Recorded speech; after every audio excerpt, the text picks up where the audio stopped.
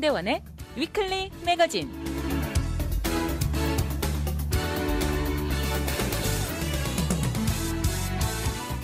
안녕하세요. 위클리 매거진의 문대원입니다. 오랜만에 학창시절 옛 친구들이 모여 앉아 은퇴 이야기가 오고 갑니다. 30년 넘게 일해오면서 이제 지칠 대로 지쳤다고 은퇴만 기다리고 있다는 친구가 있는가 하면 또 한 친구는 은퇴는 절대 하지 않겠다는 것이었습니다. 그러자 은퇴를 기다린다는 친구가 다른 친구에게 일하는 것이 즐겁고 힘들지 않은가 보다고 묻는 것이었습니다. 그러자 이 나이에 일하는 것이 힘들지 않은 사람이 어디 있냐면서 단지 은퇴하고 나면 뭐 할 거냐고 되묻는 것이었습니다. 은퇴하고 노는 것도 하루 이틀이지 몇 달 지나고 나면 좀쑤죠. 집 밖으로 나가고 싶다는 것이라고 웃는 것이었습니다. 두 사람 말이 다 틀린 것은 아니었습니다. 그날 저녁 중년의 남성들은 어느 정도 건강을 유지하면서 활동을 계속하는 것이 더 낫다는 것에 동의하고는 웃는 얼굴로 헤어졌습니다.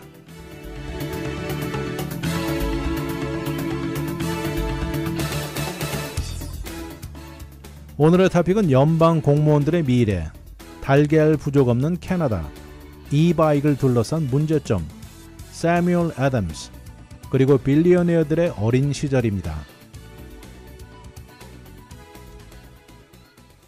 요새 미국 트럼프 정부의 효율성 증가의 일원으로 각 연방정부 부서의 축소를 하고 있고요. 또 때에 따라서는 부서 전체를 없애고 있는 현실입니다. 이러다 보니까 본인이 원하든 아니든 이렇게 실직된 연방 공무원들이 줄줄이 늘어나고 있죠. 이제 이렇게 직장을 잃어버린 공무원들, 앞으로 나아가는 방향엔 아무래도 많은 숫자가 민간 부문 사회생활로 전향해야 할 것입니다. 어떻게 보면 새로운 시작이 될 텐데요. 그들 앞에 많은 어려움이 놓여 있을 수 있다는 지적입니다. 이런 현실을 한 전문가는 공무원들이 앞으로 마치 지뢰밭을 걷는 것에 비유하고 있습니다. 현재 대기업의 고용이 점점 줄어들고 있고요. 또 바로 중간 매니저 포지션은 거의 다 사라져가고 대학 측에 가서 교편을 잡는 것도 예전과 크게 다르다는 것입니다. 하버드 비즈니스 스쿨의 한 교수는 말합니다. 현재가 가장 힘든 상황이라고 말하면서 이번에 실직한 많은 연방 공무원들이 은퇴할 나이는 아직 아니라고 합니다. 그렇기 때문에 새로운 직업을 찾아야 할 텐데 직업 시장은 절대 협조를 하지 않는 현실이다. 이렇게 말을 합니다. 사실 지난 몇 년간 직업을 찾는 일이 절대 쉽지 않은 상황이 이어지고 있습니다. 특히 현재 경제 상황의 불확실함, 그리고 또 책상에서 앉아서 하는 사무직이 더욱더 어려운 현실입니다. 바로 인공지능, AI가 점점 우리 생활과 모든 직장 내 자리를 잡아가면서 특히 서비스업이나 중간 매니저들이 과연 이들이 필요한가에 대한 의문이 점점 더 커지게 만들고 있는 현실이죠. 이렇게 중간 매니저 포지션, 미드-레벨 매니저라 그러죠. 원래 이런 자리가 한번 잡고 나면 평생 유지되는 좋은 자리로 여겨왔던 것입니다. 이런 현실이다 보니까 실제 지난 수년 동안 일부 회사들 차원에서는 경비 절감 차원의 회사 간부급 구성들을 재구성하면서 중간 매니저를 대체하는 방법을 여러 가지 각도로 고려해 온 것입니다. 점점 더 힘들어지는 경제 미래와 주식시장의 요동 등 다양한 경제 지표들이 요새 많은 회사들이 매니저 레벨을 축소하는 움직임을 추구하게 만들고 있습니다. 이런 현실이다 보니까 이제 실직된 연방 공무원들에게 이 모든 것은 절대 좋은 뉴스가 아니라는 것이죠. 한 가지 흥미로운 것은 공무원으로 오래 근무한 사람들은 일반 민간 대기업의 치열한 비즈니스 세상에 앞뒤를 다투는 분위기와 긴장도에 익숙하지 않다는 지적도 있습니다. 다시 말해서 민간 기업들과 공무원들이 일하는 페이스에도 큰 차이가 있다는 것이죠. 민간 기업의 직업을 찾아 옮겨갔다고 해도 이제 새로운 분위기에서 살아남기 생각보다 쉽지 않을 것이라는 전문가들 의견도 있습니다.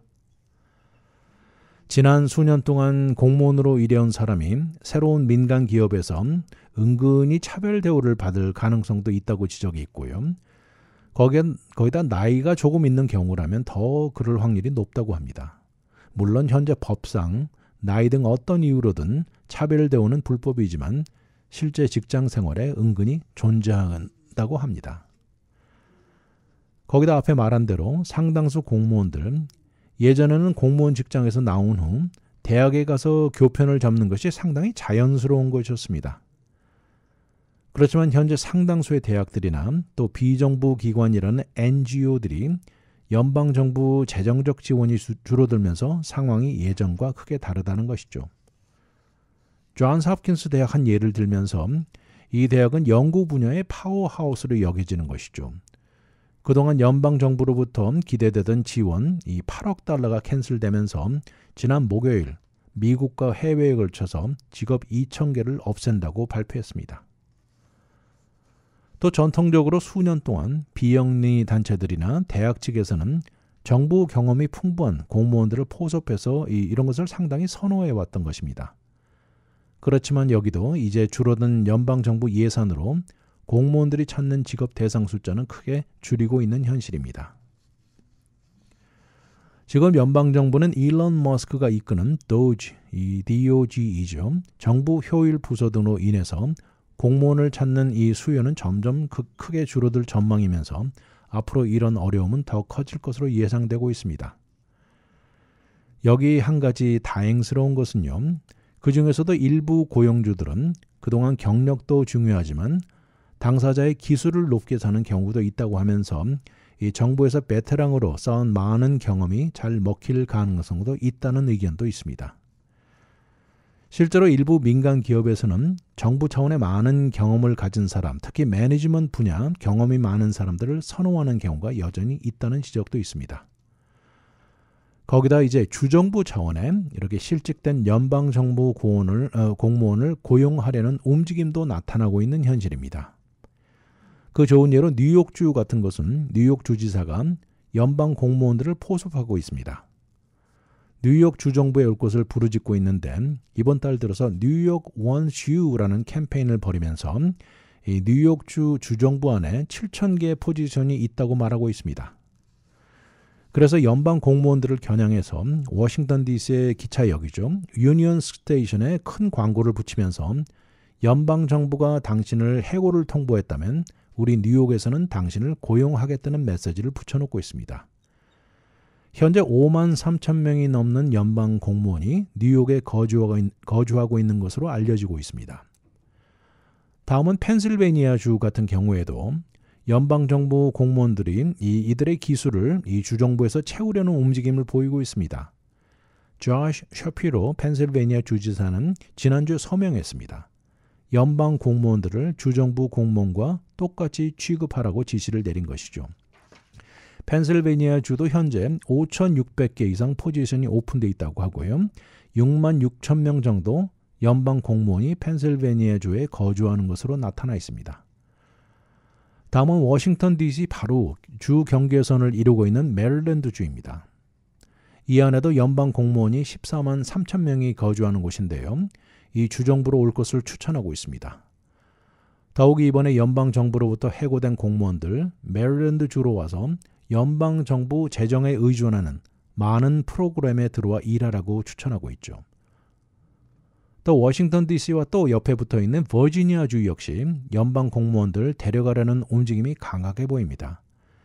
현재 4,500개 정도 포지션이 열려 있다고 하는데요.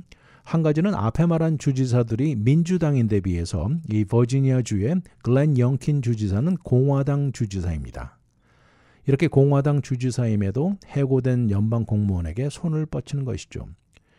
이렇게 효율성을 강조하는 도지가 리드하는 재정 삭감을 지지하는 입장이지만 해고된 연방 공무원들에 대한 동정심을 보여주는 마음이다. 이렇게 말을 합니다. 비효율적인 연방 정부를 정리하는 것은 동의하지만 해고된 공무원들을 돕고 싶다고 말을 하고 있습니다. 현재 버지니아주에도 14만 4천 명의 연방 공무원이 거주하고 있습니다. 잠시 후 돌아오겠습니다. 와이드 매거진 문대원의 위클리 매거진.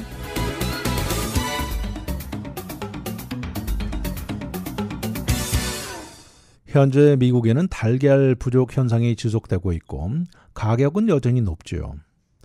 그래서 미국 연방농무부는 다른 국가, 이 외국의 달걀을 수입하는 것을 물색 중이라는 뉴스를 들은 적도 있는데요. 다른 국가 중 바로 이웃 국가인 캐나다에는 이런 달걀 문제가 전혀 없다는 것입니다. 달걀 부족은 전혀 없고 캐나다의 달걀 가격도 변함이 없습니다. 이 전문가가 말합니다. 우리는 캐나다에서 14가지 다른 달걀 종류를 고를 수 있다. 이렇게 말을 하는군요. 이것은 현재 조류 독감, 에비안 플루로 곤욕을 치르고 있는 미국 농장과 천지 차이 나는 현상이죠. 미국은 현재 조류 독감이 더 이상 번지는 것을 막고자 달걀을 낳는 닭을 수억 마리를 처분했습니다. 그리고 어떤 마켓에서는 한 사람이 달걀을 사는 숫자 제한을 주는 곳도 있고요. 또 데니즈 같은 식당 체인은 달걀 메뉴에 얼마 돈을 더 매기게 만들기도 한 현실입니다. 그런데 이것과 비교되게 캐나다에는 이런 문제가 전혀 없습니다. 캐나다의 한 농업 분야 전문가는 말합니다. 미국 기자로부터 자주 전화를 받는다면서 이것을 듣고 나면 다 미국 문제지 캐나다에는 전혀 상황이 다르다고 말하는 것입니다. 이렇게 양국 간의 상황이 왜 이렇게 다를까요? 사실 닭만 놓고 볼 때 캐나다에 있는 닭들도 미국 닭들처럼 조류 독감에 걸릴 수 있는 것은 마찬가지입니다. 그렇지만 캐나다 달걀 공급에는 거의 전혀 문제를 일으키지 않고 있는 것이죠. 앞에 말한 전문가는 몇 가지 이유를 들고 있는데요. 먼저 캐나다는 겨울에 미국보다 한층 더 날씨가 추워서 이런 기후 이유로 미국에서보다 농장 창고, 이 barn이 한층 더 단단하게 닫히고 차단이 일반적이면서 보통 야생 조류들에 의해서 이동되고 번지는 조류 독감을 막는데 한층 더 유리하다는 것이죠. 거기다 두 번째는 아마도 양국 간 차이의 가장 큰 이유라고 할 수 있는데 캐나다의 달걀 농장 사이즈입니다. 캐나다 농장 사이즈는 미국보다 한층 더 적은 사이즈인데요. 그래서 한 농장에 조류 독감이 돌면 이로 인해서 다른 곳으로 번지는 여파는 한층 더 약하다는 것이죠. 보통 평균적으로 캐나다 달걀 농장에는 알을 낳을 수 있는 닭이 약 2만 5천 마리 정도가 평균입니다. 그런데 이것에 비해서 미국은 거의 대부분 농장이 흔히 100만 마리를 넘는다는 것이죠. 이 40배 이상 넘죠. 그러니 미국 농장에서는 한층 더 좁은 공간에 엄청난 달걀 생산을 하는 현실이죠. 이러다 보니까 미국에서 한 곳에 조류 독감이 돌면 달걀 공급망에 미치는 여파는 한층 더 강할 것입니다. 이렇게 미국의 달걀 농장들의 사이즈 얘기가 나왔는데 이렇게 늘 메가 사이즈는 아니었다고 합니다. University of Arkansas의 낙농 경제가인 제다 탐슨 씨가 말하는 것인데 1990년대 이후부터 미국의 달걀 농장 사이즈가 4배 이상 급격히 커져왔다는 것이죠.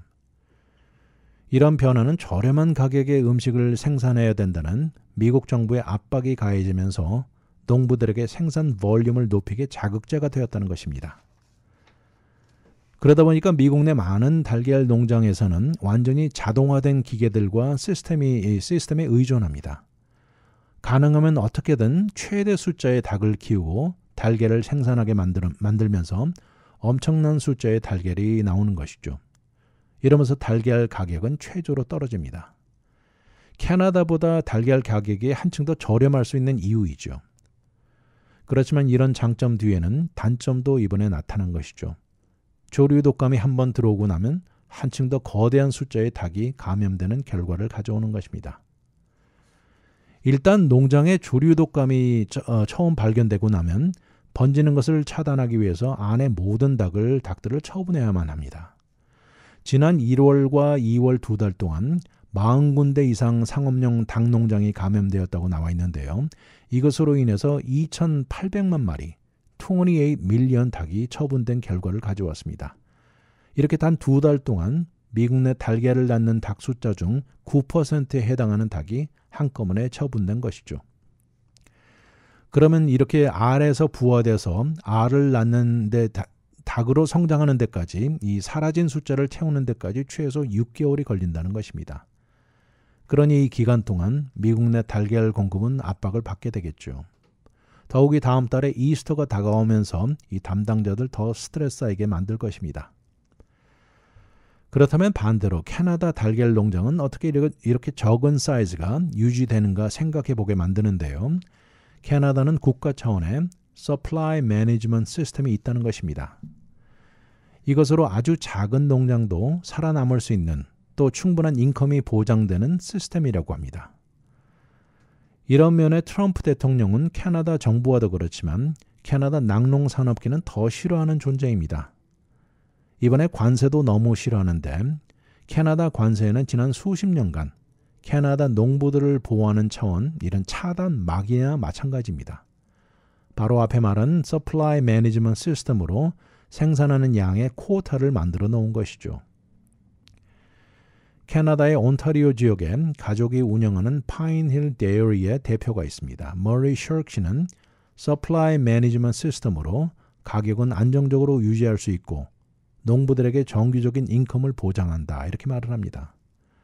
이 시스템이야말로 이 농장 주인들에게 가장 절실하고 중요한 것이라고 말합니다. 그러나 미국 같은 다른 국가들은 이런 시스템을 두고 비난합니다. 너무 과하게 보호만 하는 프로텍셔니스트라고 비난합니다. 왜냐하면 이런 이유로 낙농 수입품에 캐나다에 수입되는 수입품에 거대한 관세를 매기기 때문이죠. 우유에는 241%, 버터는 300%를 가하고 있습니다.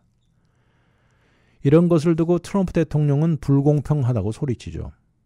그러나 캐나다 온타리오의 농부협회 그레엄 로이드 회장은 캐나다의 서플라이 매니지먼트 시스템은 캐나다 농부들이 미국과 경쟁을 위해 만들어진 것이 아니라고 말을 하면서 캐나다 국내연의 목적으로 만들어진 것이라고 강조합니다. 우리는 절대 국제적으로 외국과 경쟁할 의도는 없다 이렇게 말을 합니다. 이것은 순수히 domestic policy라고 강조합니다. 작년 미국은 6억 달러어치 낙농 제품을 캐나다에 수출했고요. 캐나다에서 거꾸로 들여온 양의 4배입니다. 이런 현실에 트럼프 정부는 현재 생산과 저하된 가격 등으로 고전하는 위스콘신이나 뉴욕주 같은 낙농 농부들을 보호하려는 움직임입니다. 이것을 두고 로이드 씨는 미국 달걀과 우유 문제를 두고 캐나다를 비난하는 것 절대 공평하지 못하다는 입장입니다. 아무튼 캐나다의 서플라이 매니지먼트 시스템은 이 소규모 농장을 돕는 데 가장 중요한 것이라고, 이것은 경제 모델도 아니고 정치적 논쟁의 제목도 아니고 이 시골 지역 캐나다인들 생활의 큰 일부라고 강조합니다. 아무튼 이번에 조류 독감으로 미국에서는 달걀 파동의 문제는 지속되고 있는 가운데 바로 이웃 국가 캐나다에서는 달걀 문제가 전혀 없다는 것입니다. 아무래도 다양한 이유 중 하나는 미국 농장 사이즈와 비교도 되지 않는 소규모 달걀 농장이 그 이유 중 하나라는 것입니다. 잠시 후 돌아오겠습니다. 오늘의 미국 안 봐도 눈에 환합니다. 와이드 매거진 문대원의 위클리 매거진.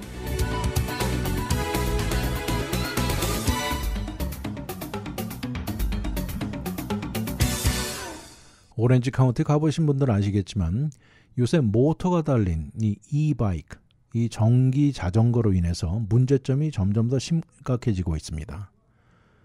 지난주 나온 것을 보면 오렌지 카운티 2개 도시에서 공공안전 차원에 더 강한 제재를 가할 것이라고 발표를 했는데요. 이러면서 오렌지 카운티 내 이 문제를 들고 나온 도시 숫자는 점점 늘어가고 있습니다. 이번에 오렌지 카운티의 오렌지시죠. 이곳에서는 현재 전기자전거 규율 강화를 부르짖고 또 사이프러스시 역시 현재 가지고 있는 e-바이크에 대한 코드를 업데이트한다고 밝혔습니다. 이러다 보니까 오렌지 카운티의 거의 모든 도시들이 e-바이크를 두고 최근 늘어나고 있는 문제로 인해서 골친 데다가, 근데 반대로 이 e-바이크의 인기는 점점 더 높아지면서 무엇인가 해야 한다는 압박을 받고 있습니다. 이런 전기 자전거 문제를 두고 주민들의 불평이 더 많이 접수되고 있는 현실입니다. 이러면서 로컬 정치인들, 또 경찰 부서, 학군들 모두 압력을 받고 있는 실정인데요. 이제는 법정에서도 규율을 지키지 않고 마음대로 활보하는 e-바이크 문제는 로컬 정부의 무능함을 비난하고 나서기 시작한 것이죠. 이러자 로컬 자전거 협회에서는 좀 더 일률적으로 카운티 전체 차원의 이 스탠더다이즈된 e-바이크 룰이나 법이 형성되어야 한다고 주장하고 있습니다. 바로 지난주 있었던 일입니다. 오렌지 카운티의 오렌지 시티 카운슬에서는 e-바이크를 둘러싼 새로운 시 조례를 만들어 제출하고 이 사이드워크에서 낼 수 있는 속도 제한과 또 공공안전에 대한 전체적인 안전도 룰을 새로이 내놓는 등 공중안전의 최고 박차를 가하고 있습니다. 이런 오렌지시의 이런 움직임은 바로 한 달 전에 또 다른 도시 부에나파크시에서 자체 내 조례를 내놓으면서 사이드워크 안에서는 성인은 이 바이크를 절대 타지 못하게 결정을 내렸고요. 또 이 시 안에서는 이 바이크의 속도 제한을 내놓는데 이어진 또 다른 이 시 차원의 결정이었습니다. 또 이것은 더 거슬러 올라가면 거의 1년 전이죠. 오렌지 카운티 슈퍼바이저에서 나온 결정이었는데 이것은 카운티 차원의 레귤레이션들을 내놓았습니다. 그러면서 각 도시들에게 소개하면서 그 내용 안에는 속도 제한, 또 이 바이크를 둘러싼 문제점들의 새로운 정의를 내놓은 것에 따라 나온 것입니다. 지금 캘리포니아 주 법을 보면요. 사실 도시들 차원의 이런 전기 자전거, 이 바이크 자체를 금지하거나 라이선스를 요구할 수는 없다고 합니다. 이런 현실이다 보니까 2020년 이후 오렌지 카운티 내 모든 도시들은 공중안전도 차원의 각자 룰을 만들어 놓고 있습니다. 이런 전기 자전거로 인해 일어나는 문제들에 대응하고 있는 현실입니다. 예를 들어서 대부분이 이 바이크를 이 보도, 이 사이드워크에서 타지 못하게 하거나 새로운 속도 제한, 스피드 리밋을 두고 있는 현실입니다. 이렇게 각 도시마다 현재 로컬 레귤레이션을 보충하거나 업데이트하는 상황에 바이시클을 즐기는 측에서는 각 시티마다 이 레귤레이션이 천지 차이가 난다면서 그들만의 불만을 내놓고 있기도 합니다. 오렌지 카운티의 바이크 코얼리션의 보드 멤버인 빌 셀린 씨가 말합니다. 전화 인터뷰를 통해 오렌지 카운티 내 각 도시마다 다른 룰을 내놓고 있다면서 로컬 정치가들 중에는 상당수가 현재 문제에 대해 제대로 알고 있는 사람이 많지 않다는 지적을 하고 있습니다. 자전거를 타는 사람들이 매번 시티 경계선을 넘어갈 때마다 로컬 룰을 찾아봐야 하는 것 너무 비효율적이라고 지적합니다. 또 보도에서 타는 것 금지하고 속도 제한이라는 것 현 문제 해결책이 절대 아니라는 것이죠. 그러면서 셀린 씨는 말합니다. 이 현재 클래스 2 E-바이크는 모터에 속도를 내는 트러들이 부착되어 있는 타입으로 현재 캘리포니아 비이클 코드에 정해져 있는 이 최고 속도 시속 20마일을 쉽게 넘는다는 것을 지적합니다. 현재 주법에 의하면 클래스 3 E-바이크는 페달에 도움을 주는 비이클로 간주되어 있으면서 최고 속도는 시속 28마일까지 난다는 것이죠. 그리고 이것을 타는 사람은 최소 16살이 넘어야 하는 요구 조건이 있다고 합니다. 그렇지만 이런 E-바이크를 둘러싼 더 큰 문제가 있습니다. 셀린 씨는 말합니다. 앞에 말한 클래스 2 E-바이크는 연령 제한이 없기 때문에 또 주법에 맞는 시속 20마일이 넘어가지 않는다고 판매됩니다. 그렇지만 이것을 일단 사가지고 와서 간단한 수정과 모디피케이션으로 한층 더 빨리 달리기 아주 쉽게 변할 수 있다는 것이죠. 그러면서 셀린 씨가 주장하는 것은 이 시점이 되면 이것은 더 이상 자전거가 아니라고 합니다. 여기다 한 걸음 더 나가서 타이어도 큰 거 달고요. 서스펜션에 완충작용, 샥 업서버까지 붙이면 무거워서 쉽게 들 수도 없다는 것이죠. 그러면서 우리가 현재 아이들에게 이런 것을 팔고 있다고 우려의 목소리를 내고 있습니다. 지난주 오렌지시에서는 시티 카운슬 멤버들이 머리를 맞대고 만장일치로 이 바이크의 이런 문제를 막아야 한다면서 카운슬 멤버 중 이 존 디미트리 의원은 현 규율보다 한층 더 강한 것이 절실하다 이렇게 말을 했습니다. 새로이 도입될 규율 중 하나가 18살 미만은 헬멧 착용이 의무화고요. 또 걷는 사람이 있는 경우에는 사이드워크에서는 속도가 시속 5마일 미만이 새로운 것입니다. 이렇게 정해놓았지만 오렌지시의 로컬 경찰청장 애덤 제백 씨는 이것만 가지고 충분하지 않다고 말을 하면서 요새 이 바이크들은 이렇게 보면 사막에서나 타는 것 같은 덜바이크가 거의 비슷한 수준인데 이것이 도심지 보도 위에서 휑 소리 내면서 지나간다는 것이죠. 어떤 경우 본인이 목격한 바를 보면 시속 50마일 정도로 지나가는 것을 여러 번 봤다고 말을 하는 것입니다. 이런 스피드는 정상 상황에서는 라이선스에 이 등록 레지스트레이션이 필요한 레벨이라고 강조하고 있습니다. 작년에도 보면 사이프러스시는 공원과 레크레이셔널 퍼실리티 안에서는 이바이크 금지령을 결정했습니다. 그러나 이제 이것만으로는 절대 불충분하다는 결정을 내렸습니다. 시의원 중 한 명인 카일 챙 의원은 클래스 2와 클래스 3 이바이크를 사이드웍에서는 타는 것 전체 금지해야 한다고 제안하고 있습니다. 이것을 두고 사이프러스 시장 데이빗 버크 시장도 사이드웍에서 이바이크 금지 고려하는 사항 중 하나라고 강조합니다. 많은 시정부 리더들, 주법에 맞춰 경찰들이 문제를 일으키고 빠른 속도로 질주하는 이바이크에 티켓을 주고 제대로 된 규율을 가르쳐야 한다고 이 목소리가 힘을 얻고 있는 현실입니다. 오렌지 카운티의 눈에 자주 띄는 전기 자전거 이바이크를 둘러싼 목소리들이 점점 더 거세지고 있습니다. 잠시 후 돌아오겠습니다. 와이드 매거진 문대원의 위클리 매거진.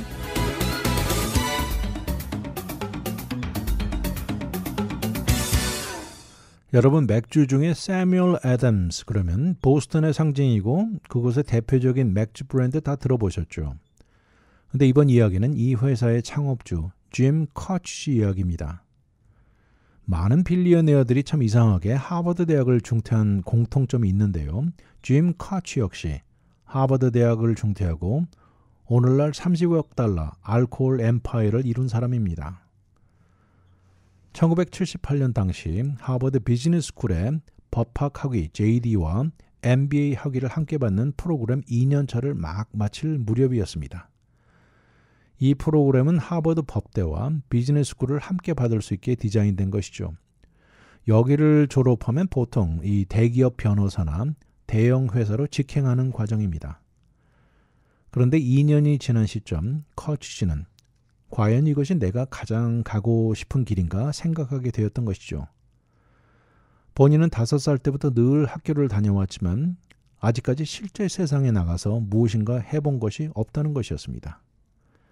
현재 이 과정을 그대로 따라간다면 어디로 갈지 보이는데 과연 이 길이 내가 진정 원하는 것인지 모르겠다는 생각을 하게 된 거죠. 진짜 이 세상에 하루라도 빨리 발을 디뎌보고 싶은 열정과 그리고 다양한 경험에 목말라 했던 과정은 결국 오늘날 세뮤얼 애덤스 회사를 이루게 만들었던 것입니다.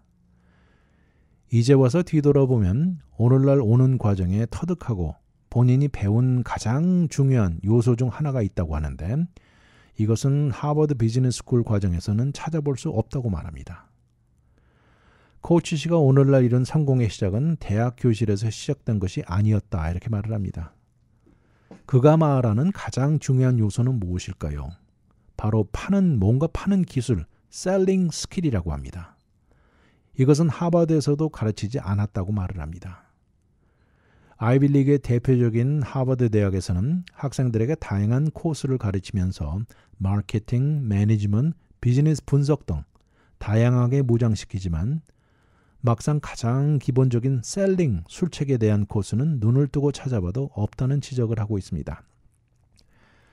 코치 씨는 말합니다. 셀링이야말로 정말 비즈니스 스쿨에서 가르치지 않는 가장 중요한 기술이다 이렇게 말을 합니다. 본인은 직접 체험하면서 홀로 배운 것이죠. 1984년 세뮤얼 애덤스를 런칭한 시절에 본인의 맥주를 사서 판매하겠다는 디스트리뷰터를 찾을 수 없었습니다. 그래서 결국 본인이 직접 팔기로 마음먹은 것이죠. 가족 대대로 물려 내려오던 맥주 레시피에 한없는 꿈으로 무장하고 당시 34살의 젊은 혈기는 브리프케이스에 본인 맥주를 지참하고 문을 두드리면서 본인 맥주를 팔고 다니게 만든 것입니다.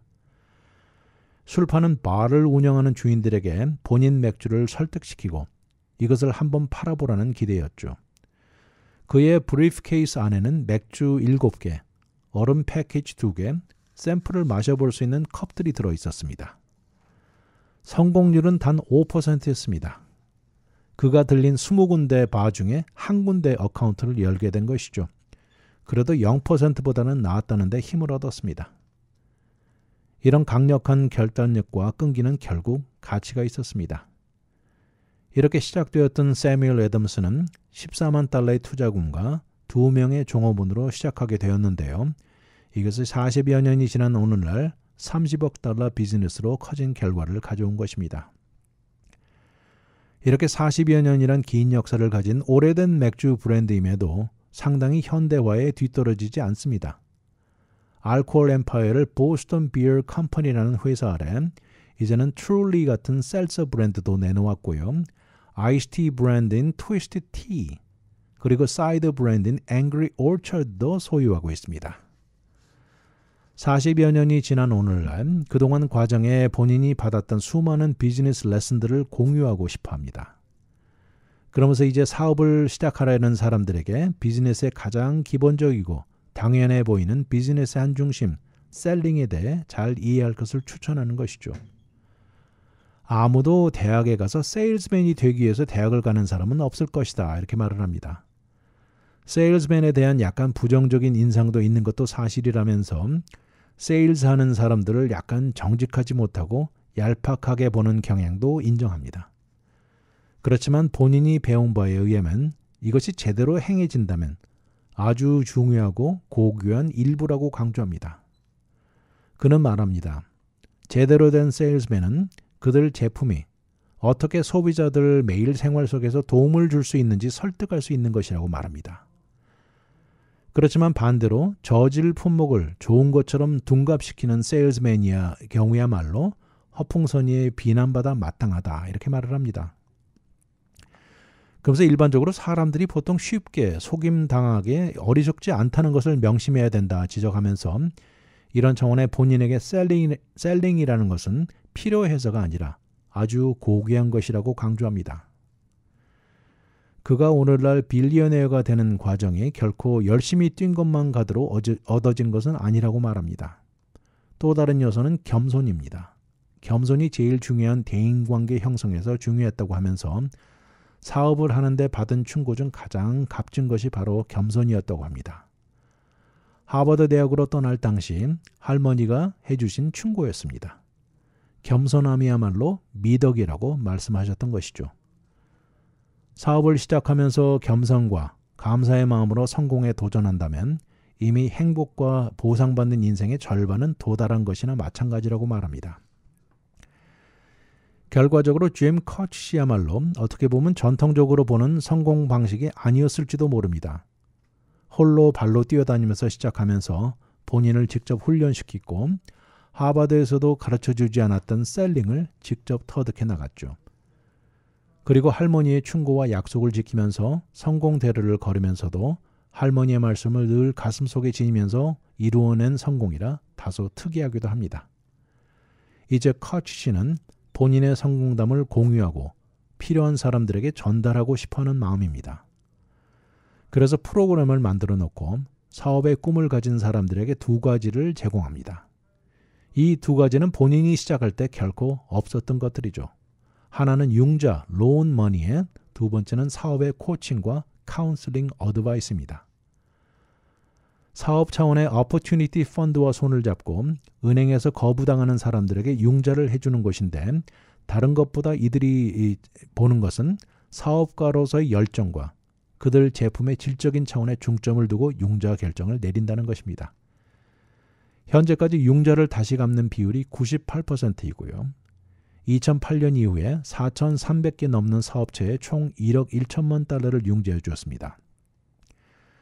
코칭과 카운슬링 서비스는 약 2만 개 회사에 해주면서 이들 회사들로 인해서 총 12,000개의 직업을 살려두었거나 창조되게 도움을 주었다는 것입니다.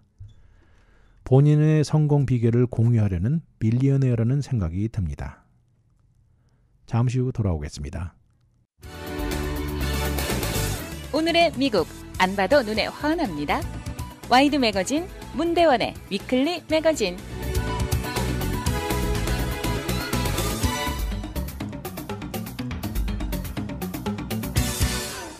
오늘 빌리어네어 얘기 조금 더 하겠습니다. 유명한 빌리어네어들, 태어나기를 다르게 태어났나 하는 생각까지 드는데요. 우리에게 널리 알려진 이런 빌리어네어들의 어린 시절 이야기가 흥미롭습니다.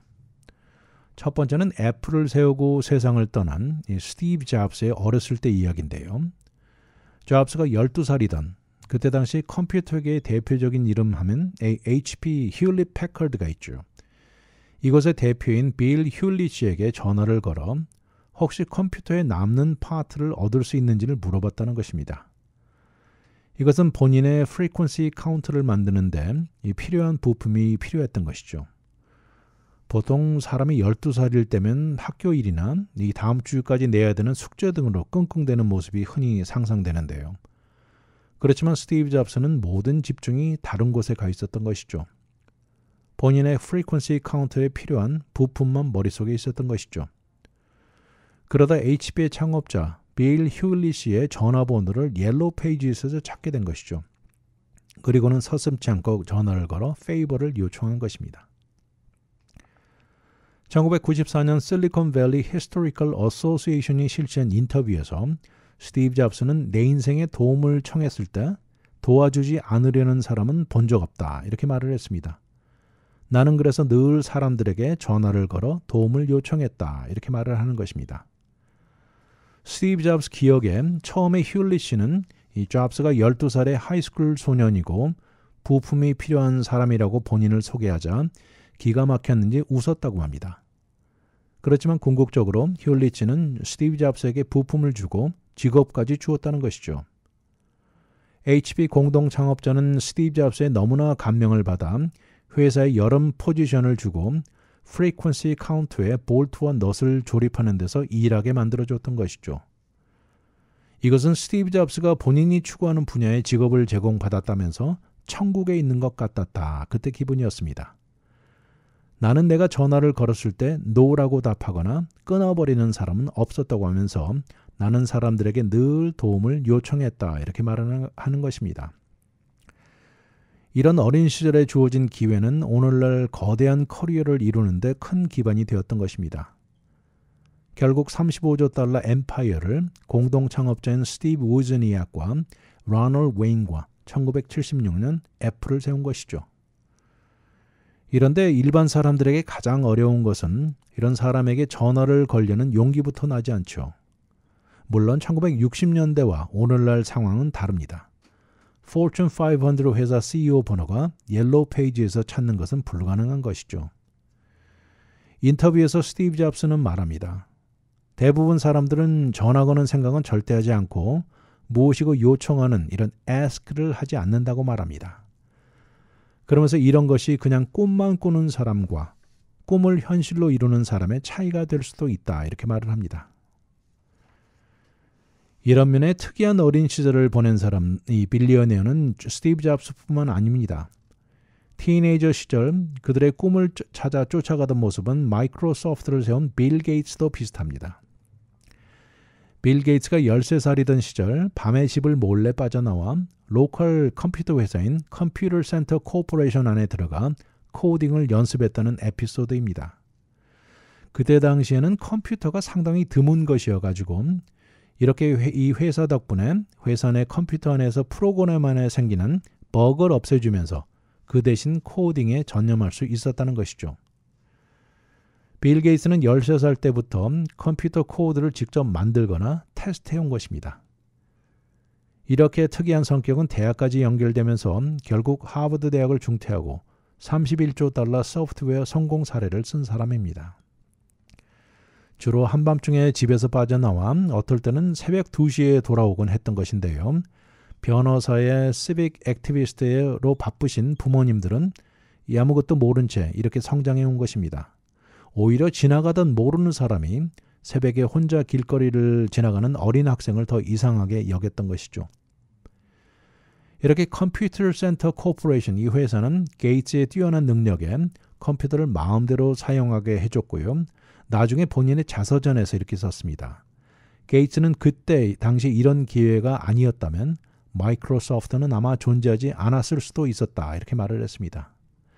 그때 당시 우리는 진짜 컴퓨터를 통한 경험이 부족했었다고 말을 하면서 약 첫 번째 500시간 정도 마음대로 컴퓨터 앞에 앉아 이런 경험이 아니었다면 그 이후 9,500시간을 이루어지지 않았을지도 모를 일이다 이렇게 말을 했습니다. 1973년 하버드 대학에 입학한 게이츠는 단 3학기를 다니고 그때 당시 20살이던 시절 아이비리그 학교를 중퇴하고 그의 꿈을 향하는 결정을 내립니다. 마이크로소프트의 공동 창업자인 이 폴 앨런이 하루는 본인 방에 달려와 Popular Electronic Magazine을 들고 왔습니다.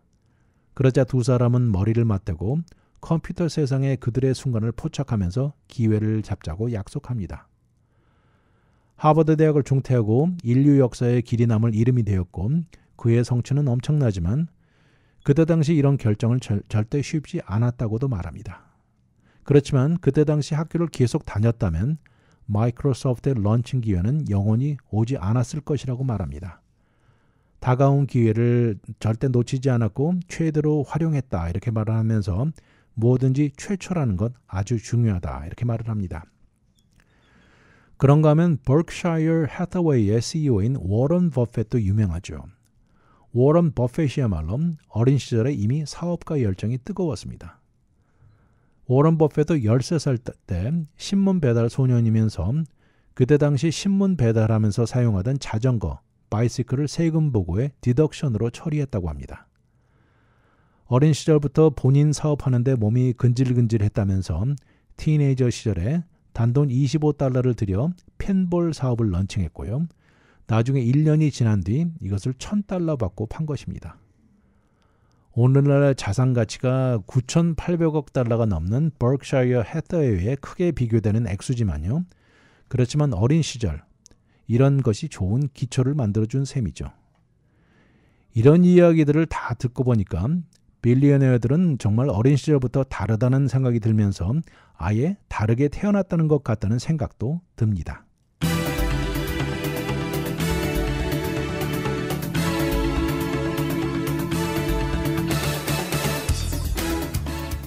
정말 빌리어네어들은 어린 시절부터 달랐다는 느낌이 많이 드는 에피소드들입니다.